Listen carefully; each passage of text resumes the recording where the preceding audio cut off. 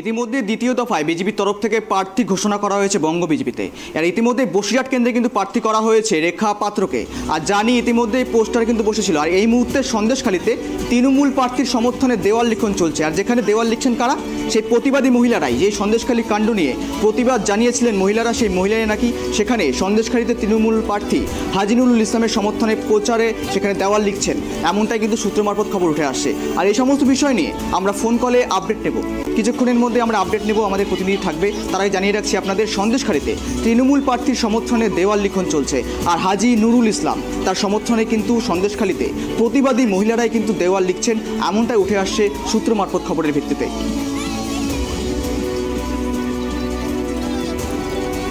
আপনারা দেখছেন সন্দেশখালীতে তৃণমূল প্রার্থীর সমর্থনে দেওয়াল লিখন, একেবারে নেচে তারা কিন্তু ইতিমধ্যে তারা নিচের আনন্দে কিন্তু মেতে উঠেছেন এবং তারা নিজেদের মধ্যে আনন্দে মেতে উঠে তারা উপভোগ করছেন। এবং হাজী নুরুল ইসলামের সমর্থনে তৃণমূল প্রার্থী আসন্ন লোকসভা কেন্দ্রে বসিরহাট কেন্দ্র থেকে তৃণমূল প্রার্থী হাজী নুরুল ইসলামের সমর্থনে কিন্তু তারা লিখছেন দেওয়াল লিখন কর্মসূচি কিন্তু তার চলছে। এই মুহূর্তে দেখতে পাচ্ছেন সেই ছবি ট্রাইব টিভি ক্যামেরার পর্দায়।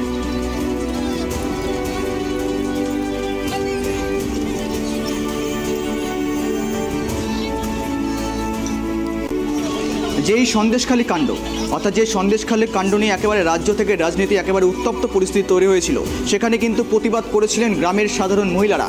আর সেই মহিলারা বারংবার জানিয়েছিলেন, দাবি তুলেছিলেন তৃণমূলের বিরুদ্ধে। আর এখন যেন উলট পুরানো অন্যরকম চিত্র দেখা যাচ্ছে। কেন? বিজেপির তরফ থেকে ইতিমধ্যে রেখা পাত্রকে কিন্তু ইতিমধ্যে বিজেপির তরফ থেকে করা হয়েছে প্রার্থী। আর এই মুহূর্তে হাজী নুরুল ইসলামকে করা হয়েছে তৃণমূলের তরফ থেকে প্রার্থী। আর এই মুহূর্তে সন্দেশখালীতে তৃণমূল প্রার্থীর সমর্থনে চলছে দেওয়াল লিখন।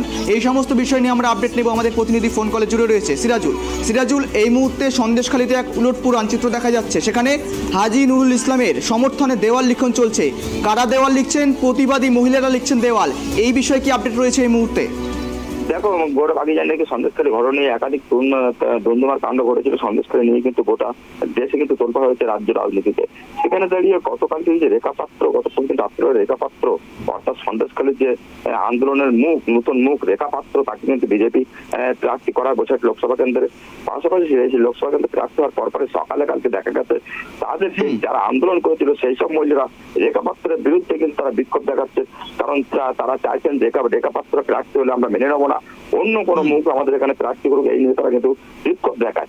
পাশাপাশি আরেকদিকে দেখা যায়, অন্যদিকে দেখা যায় কাল বিকালের বেলা যে সেখানে কিন্তু হোলির ছিল, কিন্তু হোলিকে মেটে রয়েছেন এলাকার আদিবাসী মহিলা থেকে শুরু করে সন্দেশখালীর মহিলারা যারা আন্দোলন করেছিল, তারা কিন্তু হোলি খেলতে খেলতে শেখ হাজী নুরুল ইসলাম, অর্থাৎ তৃণমূলের প্রার্থী, বসিরহাট লোকসভা তৃণমূলের প্রার্থী হাজী নুরুল ইসলাম, তার আর দেয়াল দিচ্ছে তৃণমূলের পক্ষ থেকে কিন্তু দেয়াল লেখা করতে কিন্তু মহিলারা।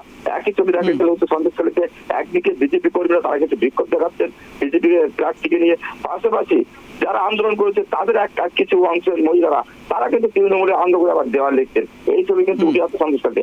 এক কথা বলা যাবে যে সন্দেশখালী কিন্তু যে আগামী যে 2024 লোকসভা ভোট, তার কিন্তু তোড়জোড় শুরু হয়ে গেছে ইতিমধ্যে সন্দেশখালীর দিকে। বিভিন্ন দল, অর্থাৎ শাসক বিরোধী উভয় পক্ষে কিন্তু কোমর বেঁধে নেমে পড়েছে, আর ভোট প্রচারের জন্য মাঠে নেমে পড়েছেন, এমনই কিন্তু দেখা যাচ্ছে সন্দেশখালী থেকে।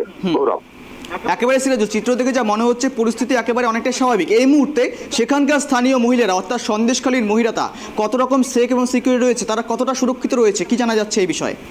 দেখো, এখন কিন্তু পুরো থমথমে পরিবেশ, সন্দেশখালী পুরো শান্ত হয়ে আছে।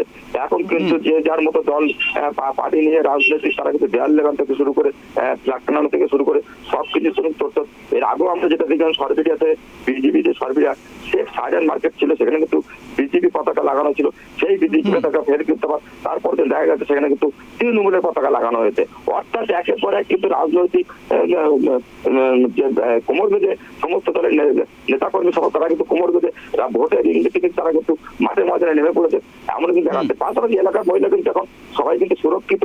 যেটা রেখা পাত্র বলছেন যে আমি কিন্তু যে যারা আন্দোলন করেছিল সর্বদা তাদের পাশে আছি, এবং পাশাপাশি টোটাল যত এলাকা, যত বসিরহাট মহকুমা জুড়ে বা বসিরহাট সাব ডিভিশন জুড়ে যত মহিলা আছে সবার পাশে আমরা কিন্তু থাকবো, এটাই কিন্তু তিনি জানাচ্ছেন। পাশে এক কথা বলে যাচ্ছে, তিনি যদি প্রার্থী তিনি যদি বলতে পারেন যে আমরা মহিলারা এখন সবাই সুরক্ষিত রাখবো তাদেরকে, তাহলে তো শান্ত পরিবেশ তৈরি করার সিদ্ধান্ত তৃণমূলের পক্ষ থেকে বলা হচ্ছে মহিলারা তারা নিরাপদে আছেন, এবং বিজেপি প্রার্থী তিনিও কিন্তু বলছেন আমরা মহিলাদেরকে শান্ত রাখবো এবং আন্দোলনের সাপোর্টে এবং তার মহিলাদের যাতে সুরক্ষিত থাকে তার সব রকম চেষ্টা করবো। এক কথা বলা হচ্ছে সন্দেশখালী কিন্তু সুন্দর একটা পরিবেশ তৈরি হতে চলেছে উভয় পক্ষের রাজনীতি মিলে, বিরোধী পক্ষ এবং সর্বপক্ষের বক্তব্যের মধ্যে দিয়ে এটা কিন্তু উঠে আসছে।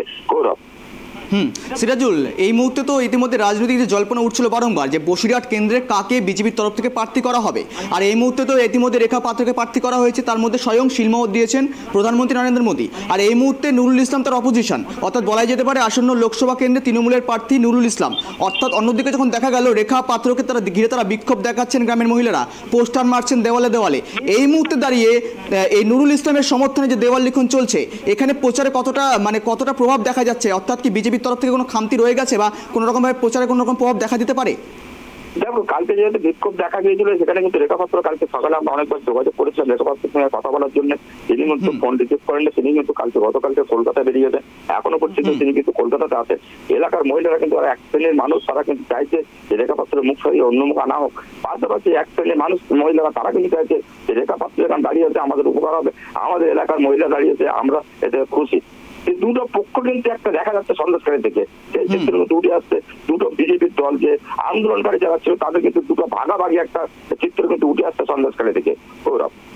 অর্থাৎ সিরাজুল, ইতিমধ্যে কি সেখানে গোষ্ঠীদ্বন্দ্বের ছায়া কি ধরা পড়ছে? পাশাপাশি এই মুহূর্তে তো দেওয়াল লেখন চল তৃণমূলের পক্ষ থেকে, কিন্তু বিজেপির তরফ থেকে কোনো রকম কি দেওয়াল লেখন করা হয়েছে?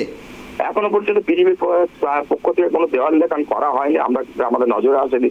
পাশাপাশি কালকে যেহেতু একটা বিজেপি প্রার্থী নিয়ে বিক্ষোভ হয়েছে, সেই বিক্ষোভের মধ্যে দিয়ে তারা কিন্তু আলোচনা করছে। যেহেতু রেখাপাত্র তিনি কিন্তু কলকাতাতে আছেন, তারা কিন্তু উপরমহল নেতৃত্বের সঙ্গে কথা বলছেন, আলোচনা করছেন কি সমস্যা মিটিয়ে তারা কিন্তু সমস্যার সমাধান মিটিয়ে নেবেন বা নিজেদের মধ্যে আপস মীমাংসা করে নেবেন বলে এমনটাই কিন্তু অনুমান করা হচ্ছে সূত্র মারফত। গৌরব। একেবারে ধন্যবাদ সিরাজুল, তোমাকে নজর রাখো, তোমার নজর থাকবে আমাদেরও।